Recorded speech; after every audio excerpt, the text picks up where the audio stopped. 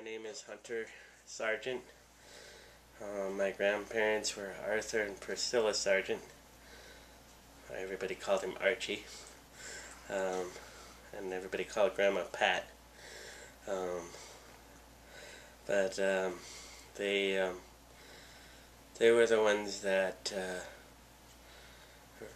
started to raise me because they were the ones that didn't want everything the doctors were saying. That was going to be a challenge for me to be a challenge, so they worked really hard we worked really hard, the three of us, to continue to do what I do best, and that's prove people wrong and show them that I will not let my disability deter my ability. Like they said I was going to be a vegetable. I'm pretty healthy for a vegetable. But one of the first biggest challenges, two biggest challenges were walking and talking.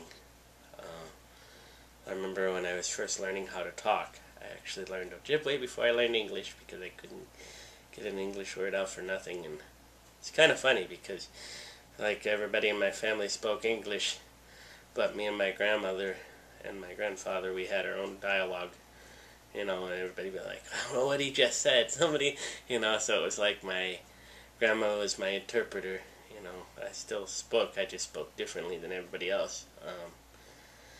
But, and that could only go on for so long, but then once I started going to, getting to the school age part, I really had to learn English.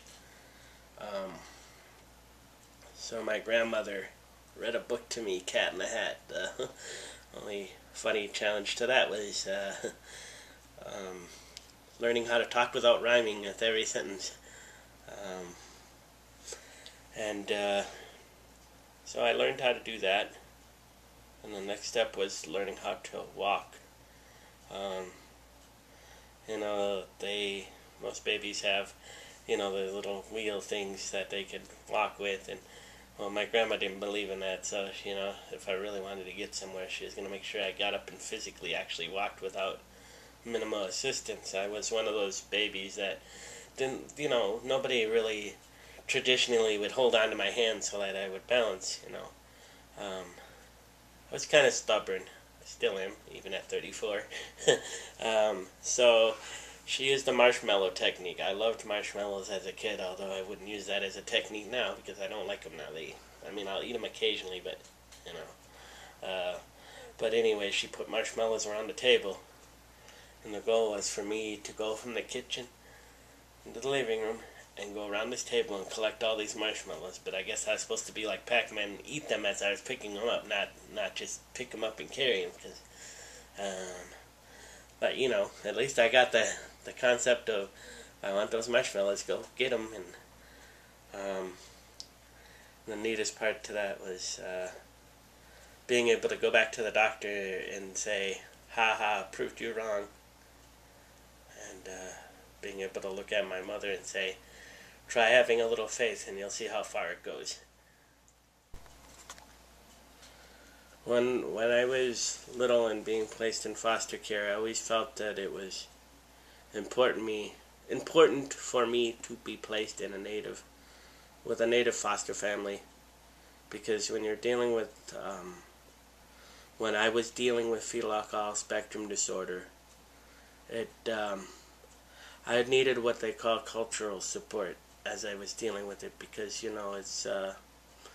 it's something that has to, the only way that I would understand it or accept it is if I had that cultural support, my natives, from my family.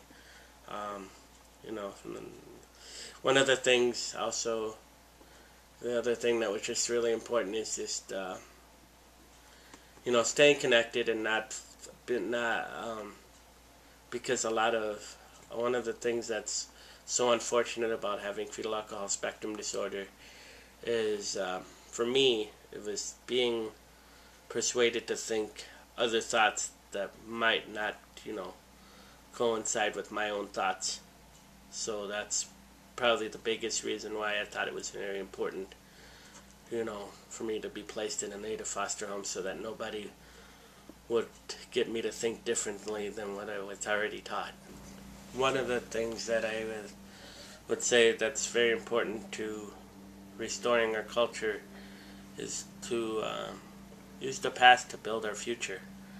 And as far as being somebody with FAS, when I first found out that I had it, it motivated me to know that I can, and I could still dance, I could still speak my language, I could still do the traditional things that my ancestors did,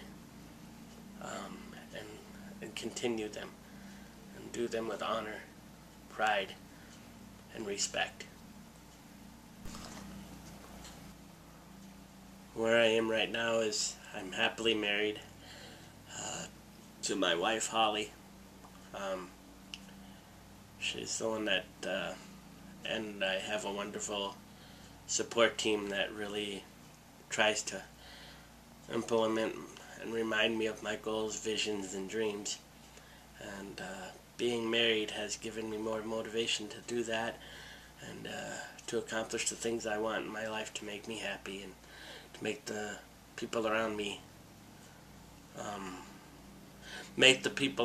proud, because I had the ability to turn something that could have been a weakness into a strength. So I guess I would say use fetal alcohol syndrome, even though it's labeled as a disability. Always remember that your ability comes before your disability. I just want people to know that just because you have FASD doesn't mean you can't have everything you want in life. For me, I bought my own condo, my own car, and I've been sober for 3 years and tobacco free for 3 years, and it's because of that choice that I have the things that I want in my life. I'm proud of who I am. And we do have the strength to restore our culture and our people, just like our ancestors did. Miigwech.